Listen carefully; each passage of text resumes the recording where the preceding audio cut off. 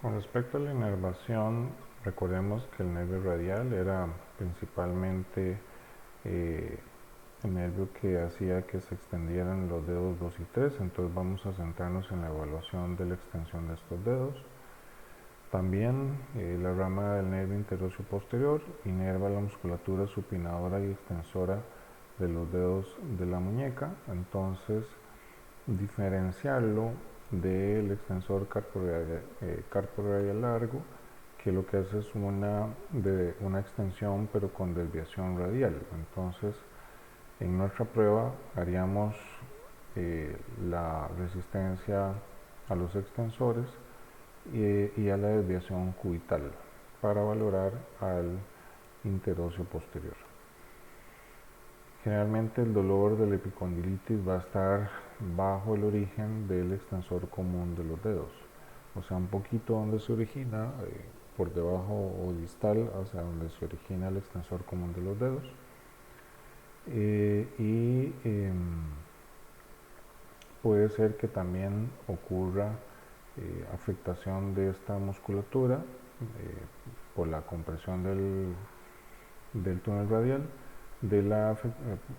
que se afecte más bien la supinación del antebrazo, porque como vemos acá, el nervio pasa directamente por la arcadia Frozen y pues esto tiene relación con el músculo supinador. El nervio mediano tiene varios sitios donde podría compresionarse. Recordemos pues que tiene una relación muy importante con los primeros 3 dedos a nivel de la flexión. Una zona de compresión podría ser su paso por el pronador redondo. En este caso haríamos una pronación con flexión de muñeca resistidos. Mientras se hace esta pronación y con la muñeca flexionada se pide la extensión del codo, lo que pondría en tensión la zona del nervio y generaría entonces un dolor específico en esta zona, que podría también estar relacionada con la debilidad del flexor largo del pulgar y del flexor profundo del índice y el pronador cuadrado. Por lo tanto, la persona no podría hacer el signo de OK, sino que haría esto, porque no tiene la capacidad de utilizar su flexor del dedo pulgar y del índice. Esto no es así en el túnel carpal. La persona que tiene el túnel carpal generalmente sí puede hacer este signo normalmente, porque la inervación de estos músculos es más del antebrazo y no tanto de la muñeca. Entonces, cuando ya lo que está afectado es la parte más distal del nervio a nivel del túnel carpal, esta zona no va a estar tan comprometida. Otros sitios frecuentes de atrapamiento del mediano es el nervio cuando pasa por el flexor superficial de los dedos. En este caso se recomienda entonces hacer un test de flexión resistida, poniéndole resistencia principalmente al tercer dedo, y esto podría generar entonces las sensaciones de parestesia en la parte proximal del antebrazo con dolor. También podríamos tener compresión a nivel de la extensión facial del bíceps, que es conocida como el acertus fibroso, y pues en este caso, si la persona tiende a hacer ejercicios del bíceps, al tensar el bíceps se va a tensar el acertus fibroso y eso podría tener un aumento de los síntomas de afectación del nervio mediano.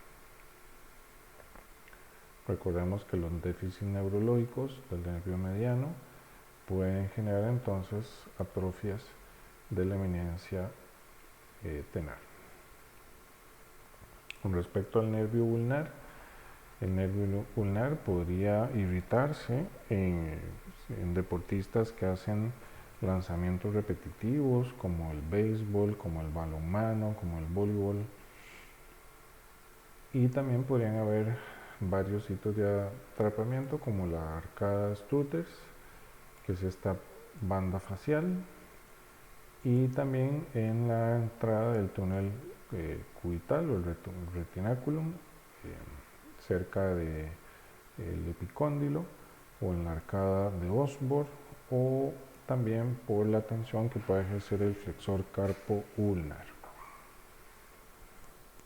Estos déficits neurológicos podrían estar generando incluso atrofias en el primer espacio dorsal, porque recordemos que inerva los músculos interóseos, principalmente en el espacio, en este espacio, como vemos aquí, entre el primer y el segundo dedo, con problemas también para generar la aducción y abducción. Y también puede estar presente el signo de Fromen, donde la persona, como no puede usar sus aductores, tiene que prensar el papel usando al flexor del dedo pulgar.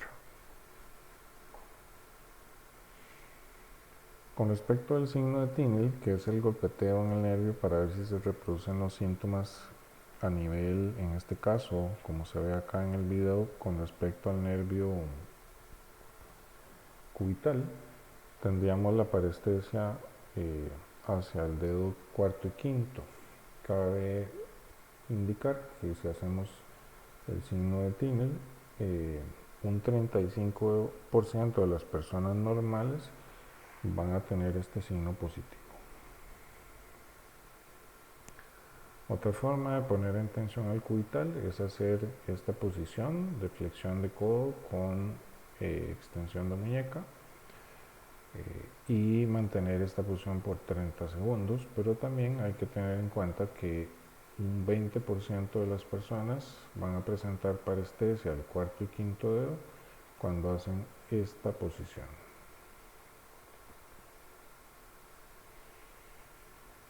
Por otra parte, a nivel de la observación, recordar que todo en la parte lateral vamos a tener la braquirradial, vamos a tener al extensor carporadial largo, al extensor carporadial corto, al extensor de los dedos, al extensor carpo ulnar, al anconio y al extensor del meñique. Y en el compartimento medial vamos a ver al bíceps, vamos a tener la aponeurosis bicipital o arcada de Frosen.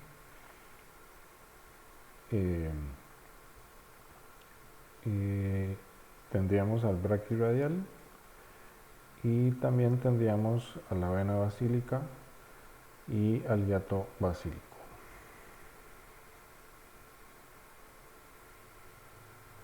Aquí nada más que, tener acá en cuenta, voy a retroceder un momentito, que he dicho aquí, esta es la arcada, dije arcada de Frosen y había una equivocación. Aquí creo que dije arcada de Frosen, entonces no es la aponeurosis bicipital, no es la arcada de Frosen, la arcada de Frosen está por acá. Entonces corrijo nada más esto, ¿verdad? Este es el acertus fibroso. Bien.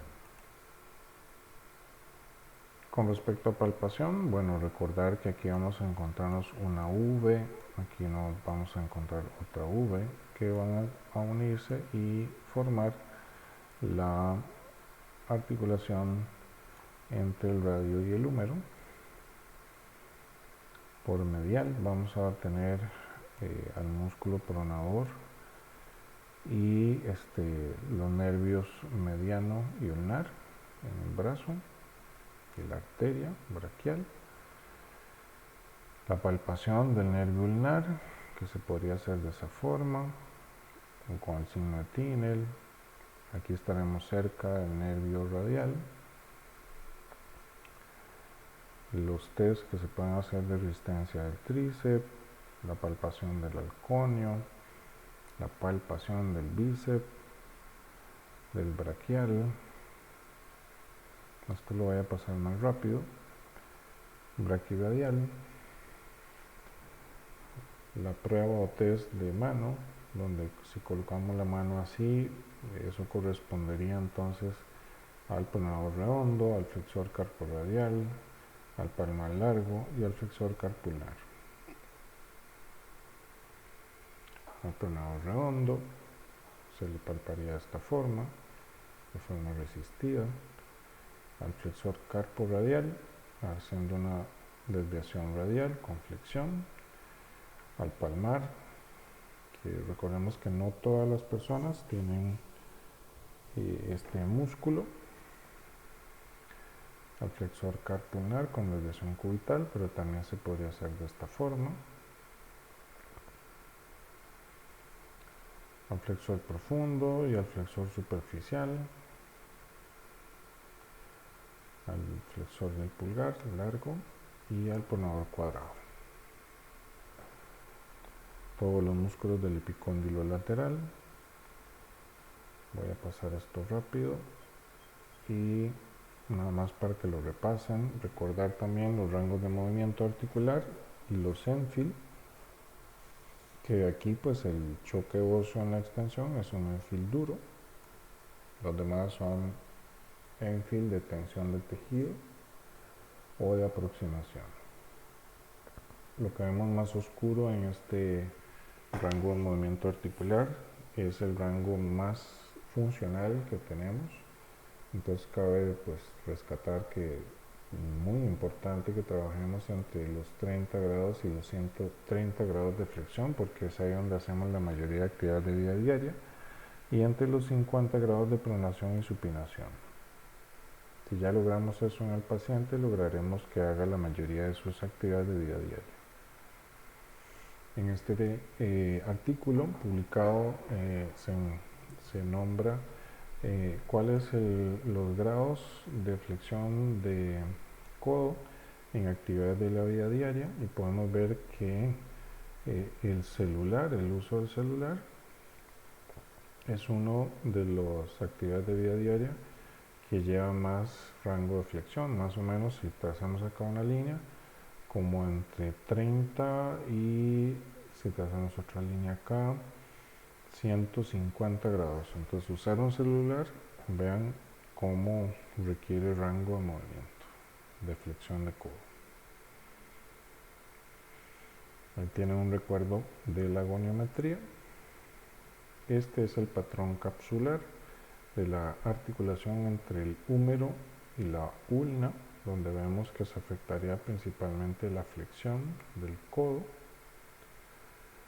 Los test resistidos de la señora Kesson y Atkins. Esto lo vamos a practicar en clase. La evaluación metamérica, recordar los puntos que ya habíamos visto también en miembro superior cuando hablamos de hombro, principalmente el punto C5 y el punto T1, que podrían estar relacionados entonces con las epicondilalgias. Entonces si la persona tiene un dolor en esta zona, podría estar relacionado entonces con algún problema que nazca de la raíz de C5. También todos hemos jugado alguna vez piedra, papel o tijera. Esta es una mnemotecnia interesante. El extender los dedos cuando hacemos papel nos estaría evaluando al nervio radial. Cuando hacemos piedra, estaremos valorando principalmente el nervio mediano, porque tendremos que hacer flexión cuando hacemos el puño. Tijera valoraría principalmente al nervio ulnar. Y por último el signo de OK, que decíamos que valora el nervio interóseo anterior y que tiene importancia porque inerva al flexor del índice y pulgar, que esto no se puede hacer cuando tenemos entonces problemas de este nervio interoseo anterior. Dolores referidos que vienen de cuello, hombro, pueden ir al codo o incluso podrían venir de la mano.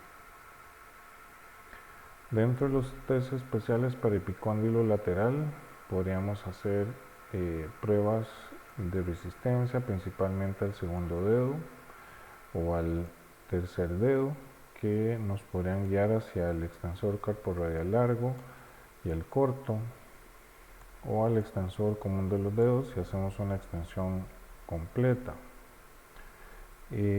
Aunque esto no es muy específico, ¿verdad?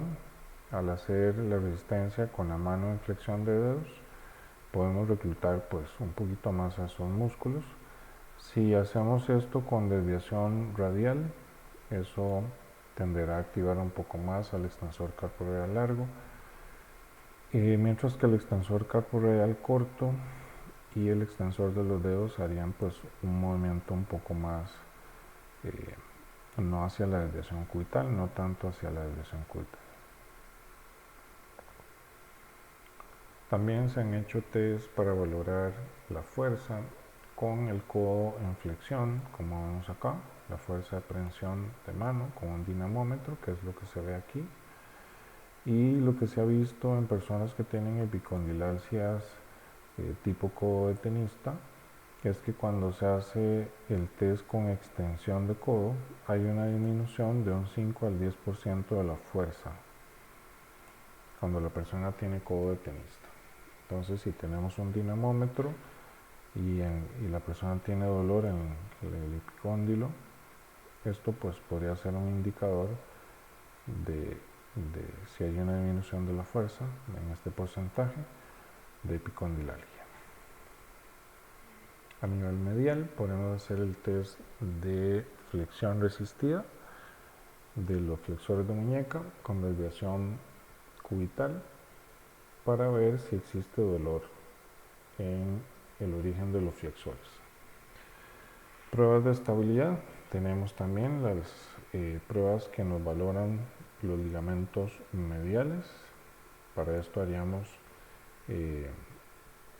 test como el test de valgo. Estas lesiones de ligamento podrían darse más frecuentemente, como decíamos, en los tiradores, beisbolistas, balonmano, etc. Que también podrían generar, además de dolor cuando la persona tira, tener o generar pérdida de la velocidad o del control del tiro que hace la persona en el deporte. Esa sería la forma de hacer el test. El test se debe hacer en 30 grados de flexión, porque si lo hacemos en extensión completa, el olecrano se bloquea en la fosa y no nos va a permitir hacer el movimiento y podemos hacer dañar el olecrano. También está la maniobra de milking, que lo que hace es tomar el dedo pulgar y llevarlo hacia acá, como vemos, en una posición de 70 grados de flexión de codo, con la mano del terapeuta sosteniendo el epicóndilo, y si hay dolor a nivel medial estaremos poniendo en tensión a el ligamento colateral medial. Este test también se podría hacer haciendo el estrés en valgo, pero con una flexión entre 120 y 70 grados de flexo extensión.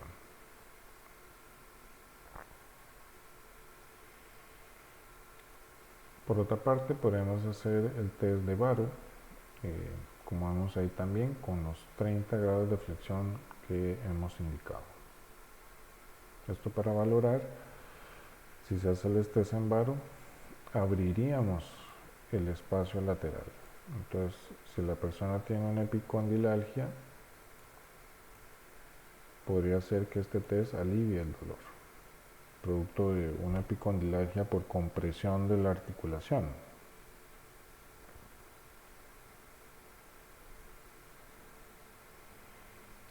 Tenemos el DASH y evaluaciones como la Oxford, la puntuación de Oxford, que nos podrían ayudar a clasificar a nivel funcional en actividad de vida diaria cómo se ha afectado más el paciente. También cuáles son las actividades de vida diaria, preguntarle al paciente cuáles son las que más se afectan. Personas que atornillan, personas electricistas, constructores, maestras, etcétera, tienden a tener mucho problema de codo. Y no olvidemos también los diagnósticos por imagen que nos van a ayudar a guiarnos en la anatomía, y si el paciente pues presenta imágenes cuando nos llega a consulta de cosas como esta que han pasado, o cosas pues ya más graves como esta, o fracturas como vemos acá del olecranon, pues reconocerlas por lo menos a nivel anatómico.